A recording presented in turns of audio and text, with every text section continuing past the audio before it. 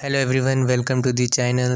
आज के वीडियो में SBI PO प्रीलिम्स के जो हमारी एग्ज़ाम है 2026 के, उसका क्या टॉपिक वाइज वेटेज होने वाला है उस पर ये वीडियो मैं बना रहा हूँ। तो चलिए देखते हैं कौन कौन से टॉपिक से कितने क्वेश्चन एग्ज़ाम में आपको देखने को मिल जाएंगे। सबसे पहले यहाँ पे मैं पैटर्न थोड़ा सा डिस्कस कर लेता हूँ। देखिए, पैटर्न हमारा प्रीलिम्स में मेनली 3 सेक्शन से आपको क्वेश्चन देखने को मिलेंगे। इंग्लिश से आपको 40 क्वेश्चन देखने को मिलेंगे, देन क्वांटिटिव एप्टीट्यूड से 30 क्वेश्चंस एंड देन रीजनिंग से आपको 30 क्वेश्चंस। ठीक है, इंग्लिश के लिए आपको 20 मिनट्स मिलता है, मतलब ईच पेपर के लिए आपको 20 मिनट्स का टाइम रहता है, तो टोटल ये 1 आवर्स का पेपर रहता है। ठीक है, एंड ये यहाँ पे आपका 100 क्वेश्चंस रहते हैं। ठीक है, अब बात करते हैं हमारा टॉपिक वाइज वेटेज क्या क्या रहता है। देखिए, रीजनिंग का सबसे पहले बात करते हैं। ठीक है, रीजनिंग में हमारे पजल्स एंड सिटिंग अरेंजमेंट से अच्छा खासा वेटेज रहता है, तो बहुत अच्छा वेटेज रहता है। 18 से 25 क्वेश्चन तक यहाँ से ये वाले पर्टिकुलर टॉपिक्स आपको देखने को मिल जाते हैं। देन फिर सिलोनियम से 3 से 5 क्वेश्चन तक का वेटेज रहता है, कभी कभी कम कभी कभी ज़्यादा। देन आपका कोडिंग डिकोडिंग से 3 से 5 क्वेश्चन अगेन ऑप्शन रहता है। देन आपका ब्लड रिलेशन से 2 से 4 क्वेश्चन का वेटेज रहता है। ब्लड रिलेशन से आप मान के चल सकते हैं। डायरेक्शंस एंड डिस्टेंस से 2 से 4 क्वेश्चन अगेन आप यहाँ से टारगेट लेके चल सकते हैं। देन आपका इनइक्वालिटी से 2 से 3 क्वेश्चन, कभी कभी 4 क्वेश्चन यहाँ से भी रहते हैं। ठीक है, देन ऑर्डर एंड रैंकिंग से 1 क्वेश्चन या कभी कभी 2 एंड कभी ये होता है कि 3 क्वेश्चन पूछ लिए। ठीक है, देन बात करते हैं नेक्स्ट हमारा क्वांटिटिव एप्टीट्यूड। तो क्वांटिटिव एप्टीट्यूड से देखिए कुछ ऐसे टॉपिक है जिससे हाई वेटेज है, जैसे कि DI डेटा इंटरप्रिटेशन से 10 से 15 क्वेश्चन आपको एक सिंगल चैप्टर से मिलते हैं। ये बहुत ज़्यादा इंपॉर्टेंट है। ठीक है, आप इसको मिस बिल्कुल नहीं कर सकते। देन आगे आपका अर्थमेटिक में आपका वर्ड प्रॉब्लम टाइप के क्वेश्चन रहते हैं, यहाँ से भी 10 से 12 क्वेश्चन तक का यहाँ पे आप टारगेट लेके चल सकते हैं। देन नेक्स्ट है आपका number systems and missing numbers series वाले टाइप के जो क्वेश्चंस होते हैं, वहाँ से 3 से 5 कभी कभी 6 क्वेश्चंस का वेटेज रहता है। ठीक है, अब बात करते हैं आगे, just a minute.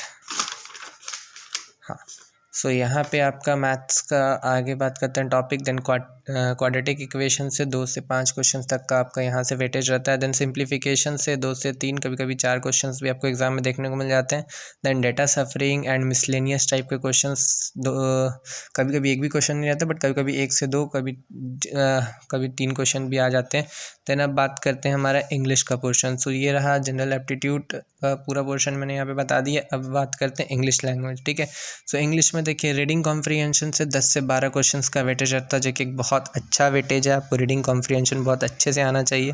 Then next है आपका पैराजम्बल से 5 से 6 क्वेश्चंस का वेटेज रहता है। ठीक है, देन नेक्स्ट है आपका एरर डिटेक्शन से 4 से 5 क्वेश्चंस का वेटेज आपको एरर डिटेक्शन से भी रहता है। देन आपका phase phrasal verb replications and word swipe type के जो क्वेश्चंस रहते हैं, इसमें से 4 से 5 कभी कभी 6 क्वेश्चंस का वेटेज रहता है। Then closest test and fillers से 5 से 6 कभी कभी 7 क्वेश्चंस का वेटेज रहता है। ठीक है, यहाँ पे मैंने तीनों सब्जेक्ट, चाहे वो रीजनिंग हो या फिर आपका इंग्लिश हो या फिर आपका मैथ्स हो, मैंने तीनों पे बता दिया कि किस टॉपिक से कितने कितने वेटेज हैं। सबसे पहले आप इन सारे जो हाई वेटेज वाले चैप्टर्स हैं ना, उनको सबसे पहले कंप्लीट कीजिएगा एंड रिवीजन टाइम भी इसी फॉर्म में आप रिवीजन कीजिएगा। ये आपके लिए बहुत ज़्यादा बेनिफिशियल रहेगा।